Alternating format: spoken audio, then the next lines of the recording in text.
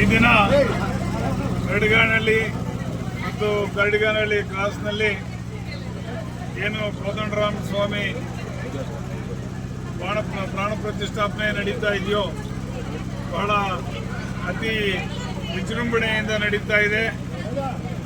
ಹಾಗೇನೆ ಏನು ನಾನು ದೇವಸ್ಥಾನದ ಒಳಗೆ ಹೋದಾಗ ಆ ದೇವರನ್ನು ನೋಡಿದಾಗ ನಿಜಕ್ಕೂ ಕೂಡ ಸಾಕ್ಷಾತ್ ಕೋದಂಡ ಸ್ವಾಮಿನೇ ಅಲ್ಲಿ ನಿಂತ್ಕೊಂಡು ನನಗೆ ಭಾಸ ಆಗ್ತಾ ಇತ್ತು. ಬಹಳಷ್ಟು ಈ ದೇವಸ್ಥಾನ ಮುಂದೆ ಪ್ರಖ್ಯಾತ ಆಗಲಿದೆ. ಏನು ಈ ದೇವಸ್ಥಾನ ಮಾಡಿರ್ತಕ್ಕಂಥದ್ದು ಸುತ್ತಮುತ್ತಲಿನ ಗ್ರಾಮಸ್ಥರು ಮತ್ತು ಈ ದಾರಿನಲ್ಲಿ ಓಡಾಡ್ತಾ ಇರ್ತಕ್ಕಂಥ ಎಲ್ರಿಗೂ ಕೂಡ ಈ ದೇವರಲ್ಲಿ ಬಂದು ಭಕ್ತಿಯಲ್ಲಿ ಪ್ರಾರ್ಥನೆ ಮಾಡ್ಕೊಂಡು ಹೋಗೋದಕ್ಕೆ ಒಂದು ಇದನ್ನ ಮಾಡಿಕೊಟ್ಟಿದ್ದಾರೆ.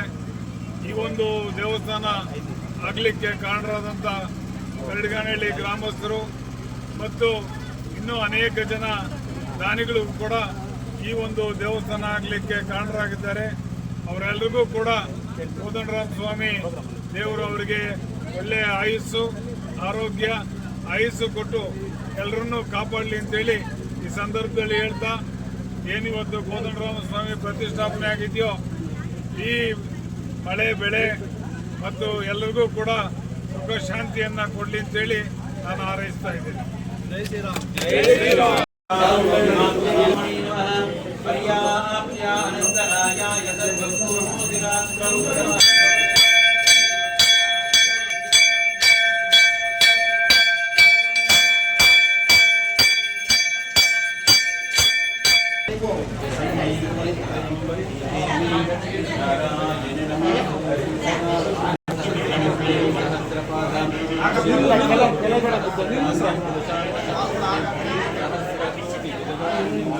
ಬೇಡ ಅಂದ್ರೆ ಬಿಡಿ ಸರ್, ಎಣ್ಣೆ ಕೊಟ್ಬಿಡಿ.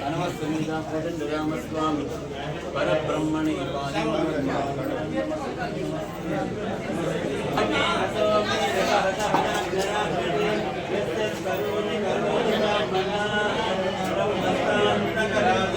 ಶತಮಾನಂ ಭವತಿ ಶತಾಯುಃ ಪುರುಷಃ ಸತೇಂದ್ರಿಯ ಆಯುಷ್ಯವೇಂದ್ರಿಯ ಪ್ರತಿಷ್ಠತೆ ಧನಂ ಧಾನ್ಯಂ ವಶಂ ಭೋಗೀರ್ತಿಲಾಭಂ ಶತಸಂವತ್ಸರಂ ದೀರ್ಘಮಾಯುಃ ಶ್ರೀ ಕೋದಂಡರಾಮ ಸ್ವಾಮಿ ಪ್ರಸಾದ ಸಿದ್ಧಿರಸ್ತು.